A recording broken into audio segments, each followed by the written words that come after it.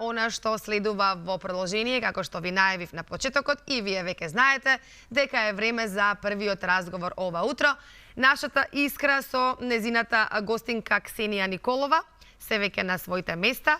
Добро ви утро, дами. После Бајден и Трамп доаѓа следува Ксенија Искра. Да, ете така. Некако му доаѓа. Баш убаво. Ксенија, добро утро. Добро утро. Благодарам што си ова утро заедно со нас, дел од утринската програма. Убаво Искра ни го разобавува студиото, нели вака, утрински. Ние двете, сакаш да кажеш. Ние двете, ние трите, ајде. Да, се поправам. Ајде, камерманот, и тој го разобавува. Првиот женски ретрит, пронајди ја силата во себе, е темата на вашиот разговор. Ке ве оставам да си разговарате со Искра. Да, Ксенија секогаш активна на многу полиња, во многу форми. Ке зборуваме за настан кој што не само прв пат го организираш, туку како што ти воопшто немало досега кај нас, но публиката мислам дека доволно те знае, нема потреба да ја запознаваме со тебе, но еве сега сепак опширно малку те запознавме прво како писателка, после тоа си основач на женска организација, без разлика кој како го сваќа терминот инфлуенцерка или еве да кажеме дека сепак имаш влијание врз твоите следбеници, допираш до оние на кои што им е наменет твојот збор, но и до оние кои што можеби не им одговара да го слушнат тоа што го имаш да го кажеш, ама слушаат и тие, нели? Ти благодарам на поканата, приубаво се чувствувам секогаш кај вас. Па да, некако низ годините социјалните мрежи придонесоа она што јас го работев и претходно со пишувањето со тие мои цитати, извадоци од моите романи, да допира до поголем број на луѓе, поголема публика. И навистина е убаво да се изгради едно такво катче на социјалните мрежи, каде ете секојдневно имам прилика да споделам работи кои мене ми се блиски, кои навистина ги мислам и допира до луѓето. Ксенија, рековме си активно на многу полиња. Комуницираш на повеќе начини, но во фокусот секогаш ти е жената. Така е. Сега, со оглед на тоа што и често гостуваш, знам дека веќе се те прашале, па се обидов некако да го завртам. Знам дека тебе те поинтересно да те прашаат нешто што можеби не те прашале. Ме интересира ова зошто ти е жената во фокусот, што тоа може да се толкува на различни начини. Најбавиот начин е, нели, жената е вечна, неисцрпна инспирација. Така е.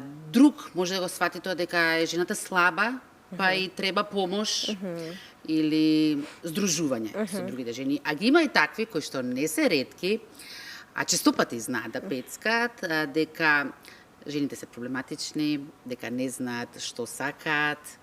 Па ајде да го демисифицираме тоа. Зошто ти е жената алфа и омега, да речеме?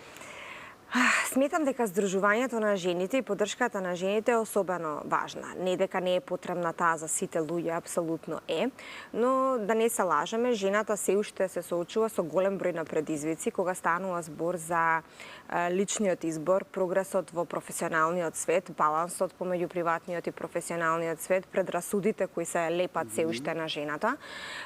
И мислам дека зајакнувањето на жената придонесува да одиме напред во насока да ги победиме сите тие нешта и да добиеме едно општество каде жената ќе ги ужива личните избори на начин каков што заслужува. Значи личните права, со личните права се раѓаме и не ги стекнуваме, не ги заслужуваме, туку ни припаѓаат. Но често и не ги знаеме, така. И често не ги знаеме и сметам дека треба да бидеме нели искрени кога зборуваме за рамноправност, дека сепак имаме уште многу работа во насоката на зајакнувањето на жената и создавање на едно општество каде таа ќе може да го прави она што го сака, она што најдобро го уме, да прави избори според своите лични преференции, без да биде осудувана, критикувана и намета.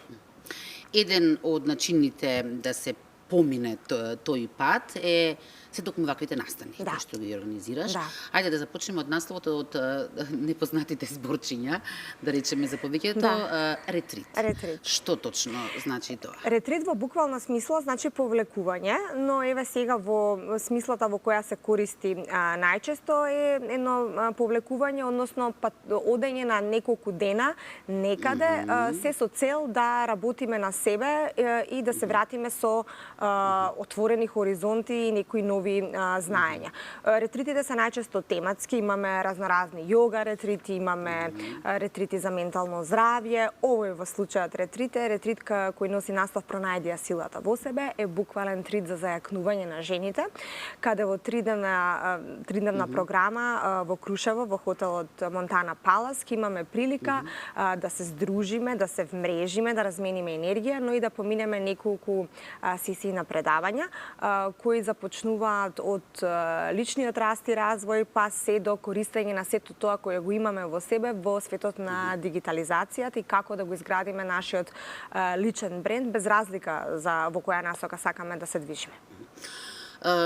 Ги гледав овие твоите најави по социјалните медиуми што ги имаш токму за овој настан. Значи, самиот наслов, познавајќите, сигурно не е случајно одбран. Велиш дека прво, за да ја пронајдеме силата, но што прво треба да направиме, затоа веројатно и овој ретрит е да најдеме време за себе. Така е. Но не како било време, така? Претпоставам дека тоа треба да е квалитетно време, односно еве и да го најдеме времето, како треба да го пополниме тоа? Да. Пред се треба да го нормализираме потребата дека секој има потреба од свое лично време. А истовремено тоа лично време да го користиме за продуктивни работи. Ова е само еден пример.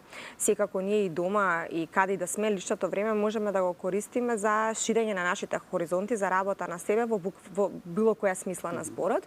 И мислам дека апсолутно секој човек има потреба од повлекување, нели, во себе си и малку разговор со сам себе. Не знам колку тоа го практикуваме. Знам дека треба да е почесто, затоа што навистина човек многу повеќе разбира за се околу себе кога подобро ќе се разбере себе си. Мислам дека многумина ја пропуштаат шансата да се запознаат себе си, особено жените на кои се ставени многу убројни улоги во општеството, ја пропуштаат таа шанса да се запознаат себе си добро, што сакаат, што не сакаат, што ги прави среќни, што треба да променат, на што треба да се работи. И овој ретрит е имено и наменет за да лоцираме некои работи кои можеби тлеат во нас, но не сме имале прилика да ги погледнеме одблиску.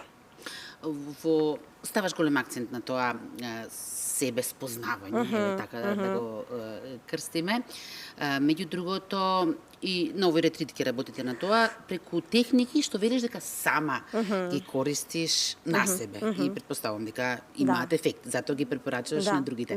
Ајде малку повеќе за овие техники, нешто да не откриеш, знам дека не смееш премногу. Кој би ги препорачала, да речеме? Добро, низ изминативе години од кога јас почнав работата со женската организација, но и претходно работата на себе навистина зазема голем сегмент од мојот живот и многу ми помогнала во многу аспекти.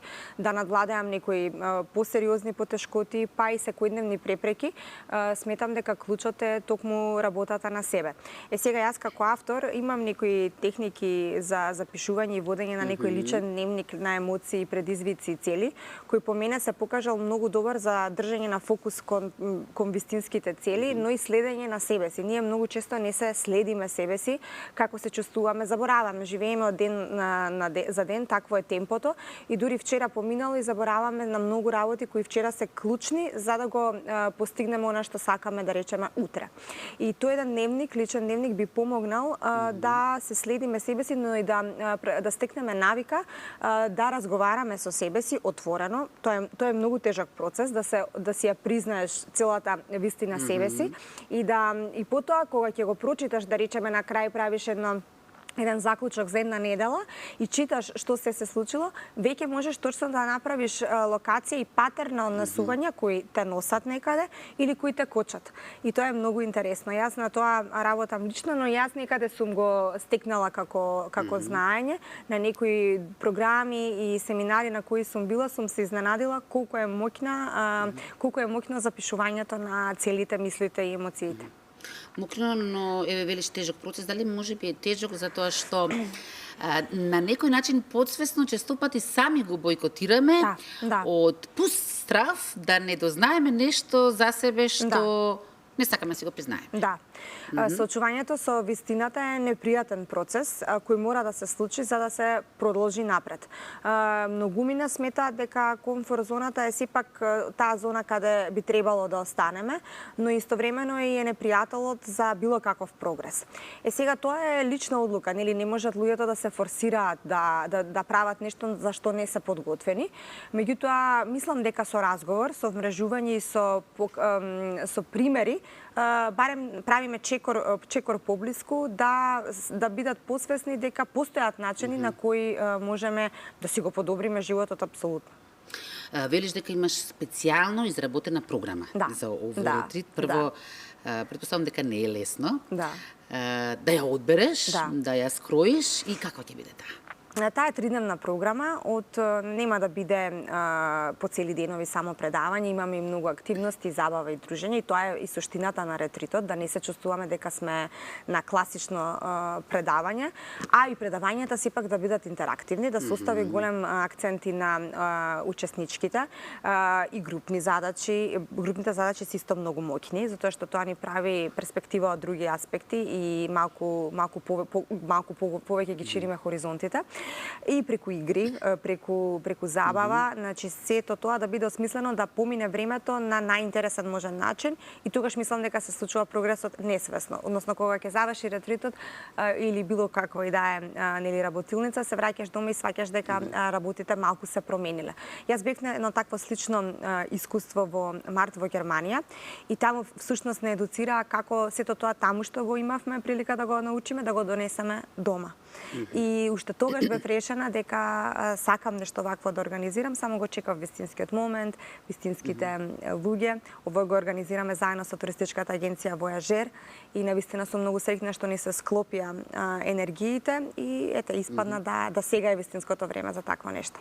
Нешто што вака особено ми привлече внимание во програмата, што ми се виде особено интересно како едно така ниво повисоко веќе или подлабоко навлегување, тоа што ќе се обидете на овој ретрит, секоја што е присутна да ја пронајде својата цел и мисија. Така е. Претпоставам дека се поаѓа од таму што секој еден од нас на оваа планета има одредена цел и мисија? Апсолутно. И суштина зошто сме тука.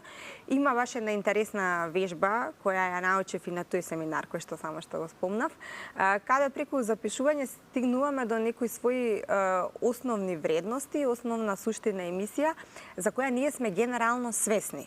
Но кога ќе го следиш патоказот на една вежба и стигнуваш до сршта на тоа, сваќаш дека за тоа не смееш да правиш компромис. Односно, кога човек ќе побегне од своите лични вредности, она што тебе ти е најмногу значајно, не може на долги стази да ти донесе успех на ниедно поле. И тоа е всушност суштината на тоа, да знаеме што нас не движи, зошто сме ние тука и како благодарение на тоа што нас не движи, нашата уникатност и автентичност, како да ја искористиме во наводници, односно како да ја употребиме за да изградиме живот каков сакаме да живееме. И ако другата страна се да завртиме, ако не ја откриеме собствената цел и мисија, дали тоа значи дека само ќе талкаме низ животот?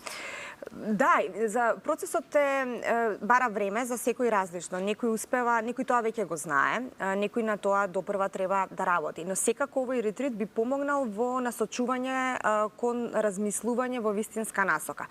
Некогаш некои луѓе имаат, например, во себе јасни емоции кои што додека не ги стават на хартија и односно не следат некој патоказ како да стигнат до одговорите, не можат сами да ги лоцираат.